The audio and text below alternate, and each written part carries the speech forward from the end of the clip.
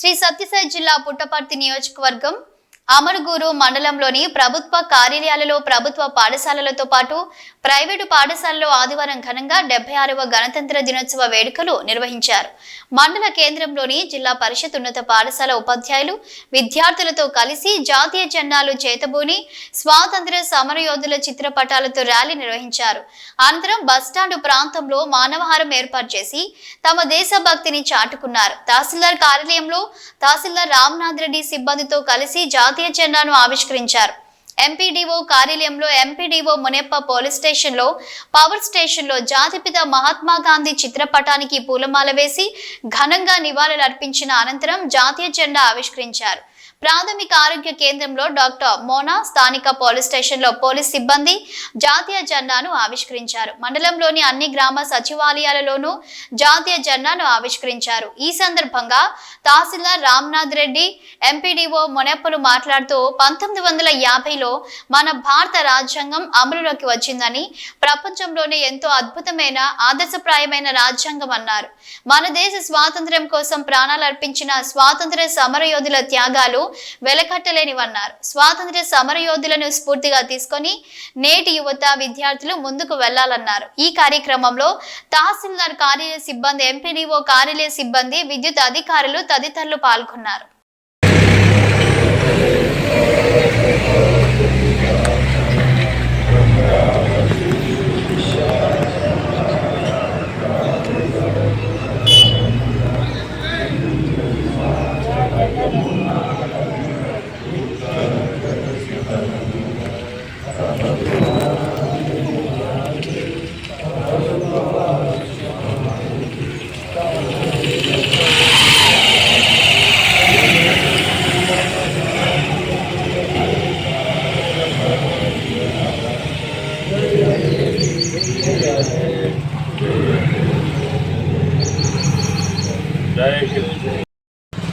అలాగే ఈరోజు మనకి ఇక్కడ వచ్చినటువంటి రెవెన్యూ సిబ్బందికి మరియు ఎలక్ట్రానిక్ మీడియా వాళ్ళకి, పోలీస్ శాఖ వారికి అందరికీ 76వ గణతంత్ర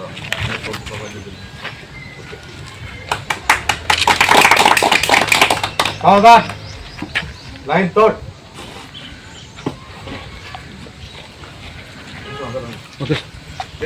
రిపబ్లిక్ డే 76వ రిపబ్లిక్ డే సందర్భంగా ఇచ్చేసినటువంటి మండల పరిషత్ అభివృద్ధి అధికారి గారికి, కాళే నాయక్ గారికి, పాత్రికేయ మిత్రులకు మరియు అధికారిక సభ్యులందరికీ శుభాకాంక్షలు, శుభాభినందనలు.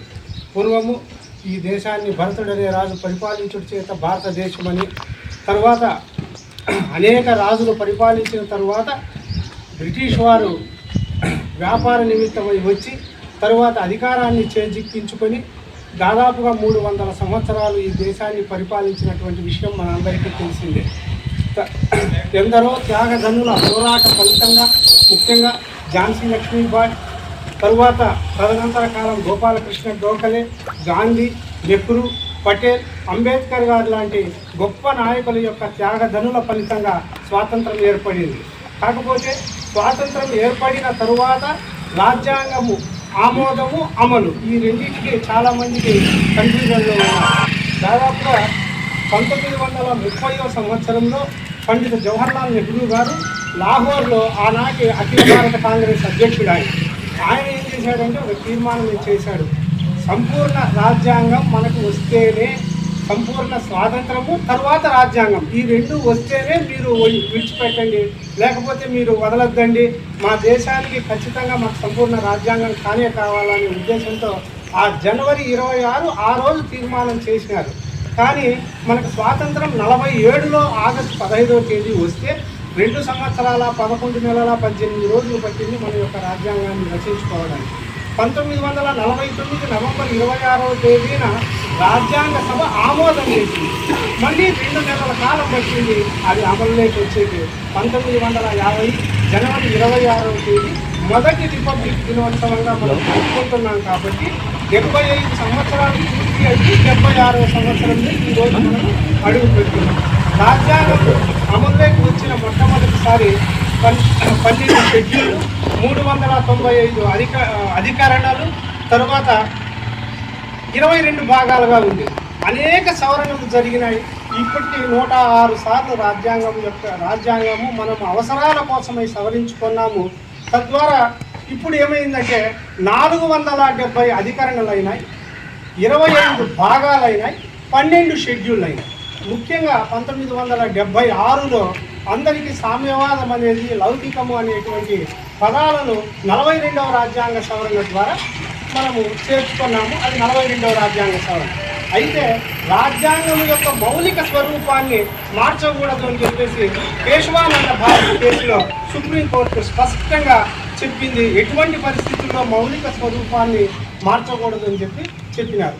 ఇప్పుడు రిపబ్లిక్ డేకి సంబంధించినటువంటి చాలామందికి సర్వసత్తాక సామ్యవాద గణతంత్ర లౌకిక సామ్యవాద రాజ్యంగా ఆ రిపబ్లిక్ డేని మనం డిఫైన్ చేయాలా. రాజు లేనటువంటి రాజ్యాన్ని మనము ప్రజలతో ఎన్నుకోబడినటువంటి ప్రభుత్వం నడుపుతున్నారు కాబట్టి ప్రజాస్వామ్య దేశం ఇది. సో అబ్రహాం లింకన్ గారు అప్పట్లోనే అమెరికాలో యుఎస్ ప్రెసిడెంట్గా ఉన్నటువంటి అబ్రహాం లింకన్ గారు ప్రజాస్వామ్యానికి చక్కటి నిర్వచనాన్ని ఇచ్చినారు. ప్రజల కోసం, ప్రజల చేత, ప్రజల యొక్క. కానీ ఈరోజు ఆ డెఫినేషన్, ఇంగ్లీష్ డెఫినేషన్ చాలా మారిపోతూ ఉంది. మనం అది చర్చించుకోవాల్సినటువంటి అవసరం లేదు. కాకపోతే ఈ 76 సంవత్సరాల సుదీర్ఘమైనటువంటి ఈ ప్రయాణంలో ఎన్నో మార్పులు జరిగినాయి. ఆ రోజు 30 కోట్ల జనాభా ఉంటే ఈరోజు 145 కోట్ల జనాభా ఉంది. సో దానికి తగ్గట్టుగా ఈ సంక్షేమ పథకాలు అమలు చేయడంలో ఈ ముగ్గురు యొక్క పాత్ర ఉంటుంది. రాజ్యాంగంలో 3 మౌలికమైనటువంటి విభాగాలను ఏర్పాటు చేసినారు. మొట్టమొదటిది జ్యుడిషియరీ, రెండవది లెజిస్లేచర్, మూడవది ఎగ్జిక్యూటివ్. ఒకరి దాంట్లో ఒకరు ఎప్పుడూ తల దూర్చరాదు. ఇన్ కేస్ తల దూర్చినా అది రాజ్యాంగం యొక్క మౌలిక సూత్రాలపైనే ఉండాల్సి వస్తుందని అనేక కేసుల్లో తీర్పులు సుప్రీంకోర్టు చెప్పడం జరిగింది. సో ఈ రాజ్యాంగం యొక్క గొప్ప ఘనతను ప్రతి ఒక్కరికి ఆ ఫలాలను అందించాలని చెప్పి ఆ రోజు పెద్దలు ఏర్పాటు చేశారు. మనం దాన్ని ఖచ్చితంగా అమలు చేయాలి. ఆ అమలు చేసే దాంట్లో ప్రతి ఒక్కరి యొక్క బాధ్యత ఉంటుంది. జ్యుడిషియరీ బాధ్యత ఉంది, రాజకీయ నాయకులు ముఖ్యంగా వారి యొక్క బాధ్యత ఉంది, వారు చేసే చట్టాలను అమలు చేసే దాంట్లో ప్రభుత్వ ఉద్యోగుల యొక్క పాత్ర ఉంది. అవి కరెక్ట్గా జరుగుతున్నాయా లేదా అని ఫోర్త్ ఎస్టేట్ అయినటువంటి ప్రెస్ వారి యొక్క బాధ్యత కూడా ఉంటుంది. ఈ విషయాలను అన్నిటినీ మనం గమనించుకొని రాబోయే తరాలకు ఇంకా ఎవరైనా డౌట్ రావడం ఉంటే వారందరికీ కూడా సంక్షేమ ఫలాలను అందజేయడానికి మనం అందరం కృషి చేస్తామని తెలుపుతూ ఈ అవకాశం ఇచ్చినటువంటి మా ఎంపీడీఓ గారికి, మిత్రులందరికీ మరొక్కసారి శుభాకాంక్షలు, శుభాభినందనలు తెలియజేస్తూ విరమిస్తున్నాను.